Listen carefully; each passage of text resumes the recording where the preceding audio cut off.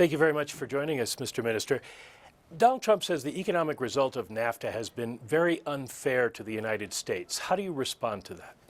I believe that we need to share more information to get a better assessment of NAFTA benefits for the U.S.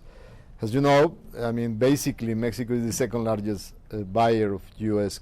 commodities and manufacturing. And the reality is that many strategic sectors in the U.S. depend on NAFTA, in the agro industries and in the manufacturing industries as well. Sometimes when you look at numbers, they help you to understand better the realities of this. For instance, when NAFTA was signed, and if you look at manufacturing jobs, they remain very constant through the years. They changed drastically in 2001 when China comes into the world trading system. But that happens to most of the countries that have to face a new competitors like China. Now, when you look at manufacturing in the U.S., manufacturing has been growing up in terms of value. From 1997 to 2015, the U.S. value of manufacturing grew by 38% in real terms. What has been going down is employment because of technological development and the competition with other regions in the world. Well, we know, given what's been said, that Mexicans are very upset with the President of the United States. Is there political support in Mexico for a renegotiation of the treaty? I believe that in Mexico, the treaty itself has been a very efficient tool to improve U.S.-Mexico relationships. You are aware that through history, the U.S.-Mexico relationship had not been very strong. But fortunately, thanks to NAFTA, the views in Mexico has changed drastically in the last 24, 25 years. And today, Mexicans feel part of a very strong North American neighborhood. And we feel very close to the U.S. people. And I believe many of us, we study in U.S. universities. A lot of American tourists come to Mexico. There are strong bonds between Mexicans and U.S. Citizens. Now, we're responsible that these very good relations continues in the future. And one of the elements that we have to defend is our economic integration. Well, what happens to the Mexican economy if Trump should pull out of NAFTA? Before you enter into any dialogue to change an agreement, which means you have to renegotiate that agreement, you better make sure that you have a safety net, a fallback position. And scenario B, or alternative scenario for Mexico, is that we have to be ready if there is no way to get a good agreement for Mexico. And that will be, the fallback will be to stick to our commitments in WTO, the World Trade Organization. And that, the meaning of that for us, what will it be? For instance, our main exports to the U.S. is cars. If we don't have NAFTA, the tariffs that we'll be paying on cars will be 2.5%. As a matter of fact, when you look at the whole universe of trade, without NAFTA, in terms of the bound rates the U.S. has committed to WTO, 40% of what we export to the U.S. will go in zero tariffs. 37% will pay anywhere from 0 to 5%. And just very few items will be subject to higher tariffs. Like, for instance, pickup trucks. Those will be subject to 25%. And that will be highly damaging because we export $18 billion of pickup trucks to the U.S. Well, is there a good chance of a trade war then between the U.S. and Mexico? You never engage in a new dialogue with the idea in your mind to go into a trade war. That will be a lose-lose proposition for both nations. You rather engage in a very propositive view, trying to move forward an agreement that will benefit Canada, the U.S., and Mexico. Now, obviously, you have to have also the option that if things don't go well, you have to have an alternative strategy. Hopefully, we will not have to engage in any type of trade wars. Well, has the Trump threat caused a rethink of the Mexican economic model? Perhaps you've been too close to the U.S., too reliant on trade between the U.S. and Mexico? Let me tell you that from the beginning of the presidency of Enrique Peña Nieto, the president of Mexico, we have been instructed as trade negotiators to diversify Mexican connection to the world. We, very early in this administration, we engaged with the Europeans to start modernizing and renegotiating the Mexico-European agreement. Right now, we are trying to finish our broader and deeper agreement with Europe by the end of this year. We also, obviously now is not very popular, but we finished the negotiation of TPP, and we were about to do a new era of relationship with Asia, and we finished Alianza Pacifico, which is a very strong initiative for Latin America and the Pacific. And right now we are negotiating with Brazil and Argentina over a widening of trade preferences, because we need to have an alternative supply just in case things don't go well with the new U.S. administration. Well, can you come up with a different economic model? Do you need to come up with a different economic model of not just with whom you trade, but what you make and what you sell? What I will definitely agree with you is not a new economic model, but we have to deepen and accelerate our actions towards being more competitive. You have very good examples in the world of countries like Germany. They are in the middle of Europe, and obviously they engage very strongly with Europe, but they can survive even with the trade they do with other regions in the world. So Mexico has to follow very good examples of how to be efficient in terms of manufacturing, in terms of industrial process, to be more competitive than what we are today, in order to be ready to diversify and lessen the dependence that we have today with the U.S. economy. On your economist hat, last year, by U.S. accounting, Mexico had a $63 billion trade surplus with the United States. Donald Trump says that in and of itself is bad. How do you respond to that? Well, first of all, you have to make, assuming that what you have to look at is trade deficit, which is not the only thing that you have to look at, because you have to look at the current account as an economist, because there are many other areas of interest of a country when you engage internationally. First of all, you should not be worried about vis-a-vis trade deficits. You should be worried about your overall integration to the global economy, because today the world does not trade in final goods. We trade in production processes. We exchange inputs for global value change. So in that way, sometimes you need to have a deficit with some countries, because that supports your competitiveness to offer to other regions in the world. And now, on the other hand, you have to also look at the service balances. For instance, the strength of the U.S. economy is in patents, in trademarks, in things that are not goods by themselves, but are very strong advantages of the U.S. economy. We have a lot of patents. We pay for patents. We pay for trademarks. We pay for financial services. So our deficit with the U.S. in services is more than $10 billion. Now, if you add the purchase that Mexicans do on the border, and in very important cities like Dallas, Houston, San Antonio, Miami, New York, that counts for $30 billion.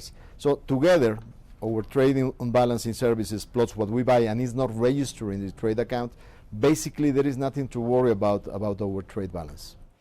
Has the Trump administration, have any officials told you what they want in a renegotiation? As you know, the rules that govern today, basically the ability for newcomers in the administration to talk to foreign officials is regulated by very strong laws. So I have not talked to Mr. Ross because he has not been ratified by the Senate. I had the chance to visit the White House, and I have a meeting with Peter Navarro, the new chief of trade advisory to the White House.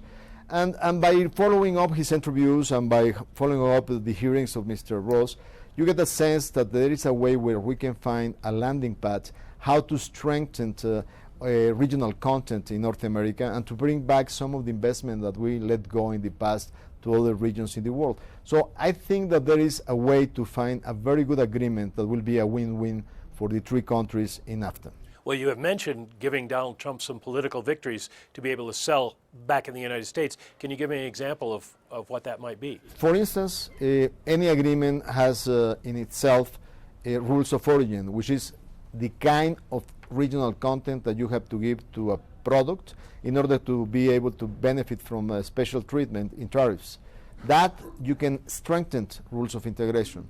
And if you do so, you create incentives for new investments in North America, which means new jobs for Americans. Even if a dollar comes back from other region to Mexico, by itself will reduce in 40 cents the U.S. deficit vis-a-vis the world, because Mexicans, we have a much higher propensity to consume U.S. goods than any other citizen in the world. Vis-a-vis, for instance, China, we have 10 times more marginal propensity to consume U.S. goods. For every dollar that we export, 40 cents out of American content. As far as Mexico is concerned, does it have to be a three-way negotiation over NAFTA, or would Mexico be willing to accept bilateral treaties separately with the U.S. and with Canada? I think that when you are talking about trade, and it was very well understood after our visit in Canada. I was with the Foreign Affairs Minister of Mexico, visiting Minister Christian Freeland in Toronto, and we had a very good bilateral meeting. And after that, she posted in her tweet, NAFTA is a trilateral agreement that has to be negotiated in trilateral terms, because there are 3 countries in NAFTA, and we should not risk losing the value chain integration that we are doing today in North America. We talked about what the U.S. might want. What does Mexico want in a renegotiation? Mexico, my president was very clear 2 weeks ago when he gave us mandates for this new dialogue with the U.S. Because remember, it's not just trade. There are too many things involved. He said this dialogue has to be integral, which means it's not just trade. It's migration, it's security, it's many other items. Now, for me, the trade negotiator, I boiled down the president's instruction, the president of Mexico instructions, very clearly. 3 pillars. First of all, sitting down in this negotiating table, the 3 parties had to understand the realities of what NAFTA had meant for the North American region. Second, we have to be aware that after 22 years, NAFTA has been getting old. And there are too many new things in the world that we have to update in NAFTA, like electronic trade, telecom, IT, elements for energy. 22 years ago, the energy sector in North America was nothing close to what it is today. It's one of the most competitive energy sectors in the world. And also, the 3rd pillar of this negotiation has to be the understanding that the 3 of us have to have this chance to come back with a win for each country. Why? Because Mexico today, after 22 years, we have a very, very vibrant democracy. If I don't come back with a good agreement, my Senate, where my party doesn't have majority, will never approve it. Well, you have talked about retaliatory tariffs. What might you target, and how and why? I am of the understanding that you could not use any type of threats or retaliation strategies before you start a good dialogue in the best terms possible. So I think this is not the time to start talking in a rhetoric of how you may get back for any kind of challenge that you will be facing. Let's wait and hope that this dialogue will be highly constructive for the 3 countries. Jockeying to replace the U.S. As the trade leader in the Pacific already underway. You mentioned the Pacific Alliance. Do you see that as a possible replacement for TPP? We are going to go for a meeting in Viña del Mar in Chile the next March 14. And we are trying to really put at the center of this discussion. We are meeting with TPP countries in this meeting. And the idea is to convince our Alianza Pacífico partners, Chile, Peru, and Colombia, to open the door for Alianza Pacífico and to welcome any country that wants to do a negotiation with Alianza Pacífico, any of the countries that were in TPP. Alianza Pacífico can become the alternative landing strip for TPP. Do you see China as a potential major new trading partner for Mexico? At this point in time, we have not had any kind of new discussions with China. We have widening and really increasing our trade relationship. President Peña has been getting really strategic relation with Xi Jinping, and we have opened the markets for Mexican commodities. The avocado rates have decreased. We have selling more avocados to China. We have been increasing our exports of tequila to China. We are getting more investment from China.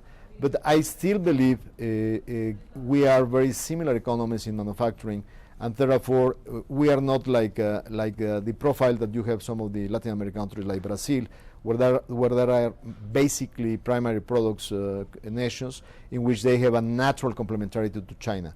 Mexico, I believe, we in North America, we have much of a competitive profile. You've mentioned Brazil as a potential trading partner. How fast could you ramp up trade? I mean, that is a country that is even more closed and has an economy without a lot of growth potential right now. Definitely. I mean, Brazil is going through rough times economically, but we do believe that the Brazilian market is a very important market. We have a very strong relationship with them. We are basically trading more than $10 billion with the Brazilians.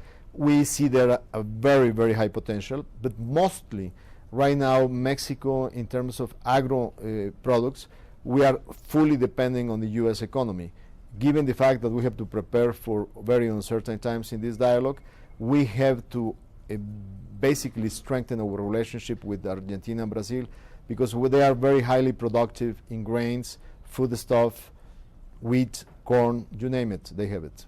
One last question. When Donald Trump was elected, there was a lot of fear in Mexico about what might happen to the economy, and there were emergency plans being discussed with the government and with the central bank. But since then, the peso has strengthened. Mexican markets are up. Do you think that whatever crisis, whatever issues may come, have now been priced in and the sense of emergency is over? Definitely, we started in a very rocky year. I had to return from my vacation on the first day of the year. I was outside of Mexico, and I came back because I knew that the treating activity was going to be very, very heavy, and I was not wrong. We got our first news about Ford not investing in Mexico, and it affected definitely the currency markets. Fortunately, I believe that today investors are looking at a much more strong facts in order to take action, and the Mexican peso has recovered. Obviously, the markets are still a bit shaky and uncertain about the future of the most important trade relationship for Mexico, but we do believe that markets are acting much responsible in terms of what they see as real policy and what they have been hearing lately in terms of how we can find very good grounds for good agreements in terms of trade. Muchas gracias, Mr. Minister. Thank you for joining us today. Thanks, Mike.